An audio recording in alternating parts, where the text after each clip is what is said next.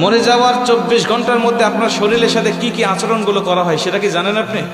বর্তমান বিজ্ঞান বলছে একটা মানুষকে যখন দাফন করা হয়, এই দাফন করার 24 ঘন্টার মধ্যেই তার শরীরের মধ্যে পোকার উৎপত্তি হয় এবং এই পোকাগুলো নিজেরা তার শরীর খাইতে থাকে এবং অন্যান্য পোকাগুলোকে আমন্ত্রণ করতে থাকে গন্ধের দ্বারা, এবং এতটা শরীর থেকে গন্ধ বের হয় এবং এই পোকাগুলো তার অঙ্গের বিভিন্ন অঙ্গ প্রত্যঙ্গ দিয়ে বের হতে থাকে এবং অন্যান্য পোকাগুলোকে আমন্ত্রণ করতে থাকে।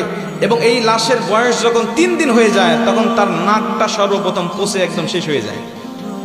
সব ঠিক আছে, আপনার হাত পা শরীর সব ঠিক আছে, কিন্তু সর্বপ্রথম আপনার নাক পচে যাবে এবং এখান থেকেই পচনটা শুরু হবে। এখান থেকেই পোকা পুরা শরীরের বাহিরে চলে আসবে, পুরা শরীরের বাহিরের অংশগুলো খাইতে থাকবে। আপনার লাশের বয়স যখন 6 দিন হয়ে যাবে তখন আপনার হাতের এবং পায়ের নখগুলো খসে খসে পড়তে থাকবে। আপনি শুয়ে আছেন কবরের মধ্যে, কিন্তু আপনার হাতের নখও নাই, পায়ের নখও নাই, খসে পড়ে গেছে। 9 দিন যখন বয়স হয়ে যাবে তখন আপনার শরীরে মাথার হাতে পায়ের অঙ্গ প্রত্যঙ্গর যত চুল আছে, লোম আছে, সব চুলগুলো খসে খসে পড়তে থাকবে। কবরে শুয়ে আছেন আপনি, আপনার হাড় শুয়ে আছে, আপনার শরীর শুয়ে আছে, কিন্তু চুল আপনার শরীরে নেই, সব খসে খসে মাটিতে পড়তে থাকবে। বিজ্ঞান বলছে যখন এই লাশটার বয়স 17 দিন হয়ে যায়, এই 17 দিন পর্যন্ত লাশটা শুধু ফুলতে থাকে, ফুলতে থাকে, পেটটা শুধু ফুলতে থাকে। এই ফুলার আকৃতি যে কত ভয়ঙ্কর, যদি কোনো মানুষ দেখতে পারতো তাহলে কবরের চিন্তায় সর্বসময় ব্যস্ত থাকতো।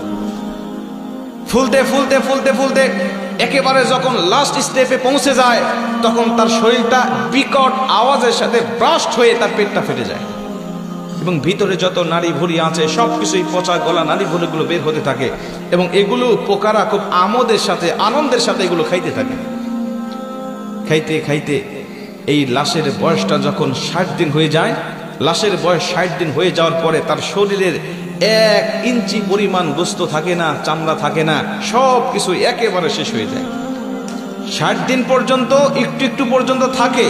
60 দিন যখন হয়ে যাবে আপনার শরীরে কোনো চামড়া থাকবে না, কোনো গোস্ত থাকবে না, কোনো চর্বি থাকবে না, কোনো রগ থাকবে না, কিচ্ছু থাকবে না, শুধুমাত্র হাড্ডি পড়ে থাকবে। যে শরীর নিয়ে দুনিয়ার জমিনে আপনি এত বড়াই করেছেন, এত অহংকার করেছেন, যে শরীরের যত্ন নেওয়ার জন্য আপনি কত বিদেশি দামি দামি কসমেটিক ব্যবহার করেছেন, কিন্তু এই শরীরটা ইসলামের পথে, এই শরীরটা আপনি ইসলামের পথে কাজে লাগান নাই। এই শরীরটা আপনি কখনো আল্লাহ পাকের দেওয়া শরীর, আল্লাহ পাকের জন্য আপনি কখনো ব্যবহার করেন নাই। হারাম হালাল তাওয়াক্কা না করে সব সময় আপনি ব্যস্ত রেখেছেন। আপনার এই শরীরটা 60 দিনের মধ্যে শেষ হয়ে যাবে, আর অবশিষ্ট কিছুই থাকবে না। বিজ্ঞান বলছে এই লাশের বয়সটা যখন 90 দিন হয়ে যায় তখন এতদিন পর্যন্ত এই হাড়গুলো একসাথে ছিল, জোড়া জোড়া ছিল, এক একটা গিরার সঙ্গে আরেকটা গিরা লাগানো ছিল, কিন্তু 90 দিন যখন পার হয়ে যায় তখন এই গিরাগুলো খুলে যায়। গিরাগুলো তার শরীরের সাথে আর থাকে না। এটা যে মানুষের কঙ্কাল, একটা মানুষ এই 90 দিনের আগে এটা দাঁড় করালে এটা হাড়গুলো ঠিক থাকতো, কিন্তু যখন 90 দিন বয়স হয়ে গিয়েছে প্রতিটা জয়েন্ট থেকে এই হাড়গুলো খুলে খুলে পড়তে থাকে। 3 মাসের মাথায় যখন সব খুলে যায়, 1 বছর হতে না হতে তার হাড্ডিগুলো মাটির সাথে মিশে যেতে থাকে। জোরে কর আল্লাহু আকবার। হাড্ডিগুলো মাটির সাথে মিশে যায়। প্রিয় ভাই, এই শরীর নিয়ে অহংকার করার কিছু আছে? আল্লাহ বলে অহংকার আমার চাদর, এই চাদর ধরে যদি কেউ টান দেয় আমি আল্লাহ সহ্য করতে পারি না।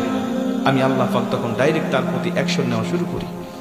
আজকে চলে গেছে 2 জন ব্যক্তি, ওরা যদি জানতো, ওরা যদি সুস্থ থাকতো তাহলে চিন্তা করতো, যদি তাদের আল্লাহ পাক যদি কবুল করতো তাহলে তারাও হয়তোবা এসে এই মাহফিলে বসতো। কথা বলেন ঠিকই না? আজকে আপনার সামর্থ্য আছে, আপনার রাস্তাঘাটের দোকানপাটে ঘুরে বেড়াচ্ছেন, হতে পারে আজকের এই মাহফিলটা আমাদের জীবনের জন্য শেষ মাহফিল হতে পারে না? পারে না? হতে পারে এই মোনাজাত পর্যন্ত আমার জীবনের শেষ মোনাজাত হতে পারে, এখান থেকে আমি বাড়িতে যেতেও পারি, নাও যেতে পারি। প্রতিদিন রাস্তাঘাটে চলাচল করি, প্রতিদিন এমন কোনো দিন নাই যে 2-1টা অ্যাক্সিডেন্ট আমাদের চোখের সামনে পড়ে না। রাস্তাঘাটে চলতে গেলেই দেখা যায় কোথাও গাড়ি উল্টে পড়ে আছে, কোথাও গাড়ি একদম পিষে গেছে, কোথাও মানুষের রক্ত পড়ে আছে, বিভিন্ন রকম অ্যাক্সিডেন্ট আমাদের চোখের সামনে পড়ে। এরাও তো যাচ্ছিল তার আত্মীয়দের সাথে দেখা করার জন্য, এরাও তো পরিবারের কাছে ফিরতে যাচ্ছিল, এদের জন্য তো স্ত্রী অপেক্ষা করেছিল, এদের জন্য তার সন্তানরা চেয়ে আছিল, কিন্তু রাস্তায় তাদের প্রাণটাকে ঝরে গিয়েছে। আমাদের প্রাণও এভাবে ঝরে যেতে পারে নাকি পারে না? এই জন্য সতর্ক হওয়ার সময় এখনই, সিদ্ধান্ত নেওয়ার সময় এখনই। আমার এই জীবনটা আমি কোন কাজে অতিবাহিত করছি? আল্লাহ আমাদের সবাইকে হালাল পথে আমাদের জীবনটাকে অতিবাহিত করার তৌফিক দান করুক। জোরে বলেন আমিন।